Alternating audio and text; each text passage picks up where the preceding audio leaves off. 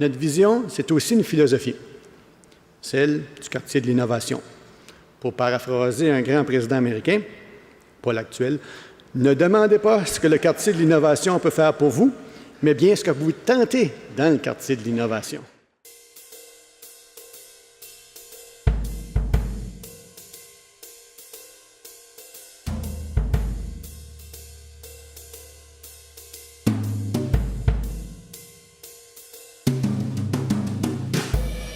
En 1997, lorsque l'ETS s'est installé dans les anciens bâtiments de la brasserie Dow, toute cette zone était plus ou moins laissée à l'abandon.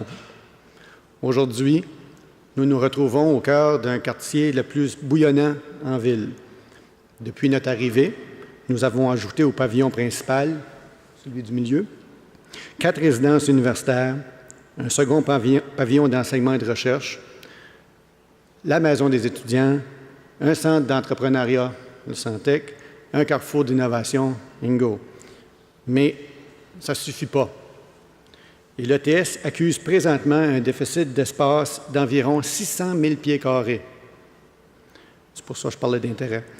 C'est l'un des plus importants déficits d'espace d'enseignement et de recherche au réseau universitaire. En proportion, c'est le plus gros. Actuellement, nous avons 3 projets en cours.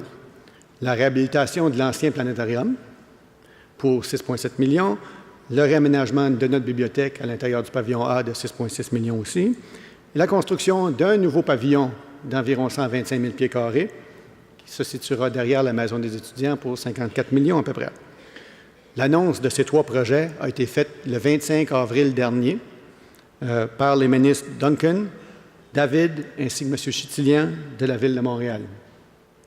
Ces projets vont être terminés environ en mars 2018. Le nouveau pavillon comblera évidemment une partie de notre manque d'espace, mais il ne règle pas le problème du 600 000 pieds carrés. À moyen terme, il nous faudra construire un nouveau pavillon. Nous possédons la propriété du coin sud-est de Peel et Notre-Dame. Elle faisait partie du complexe Dow. Il s'agit maintenant d'un bâtiment désaffecté depuis plus de 20 ans. Nous le remplacerons par un nouveau bâtiment de facture moderne.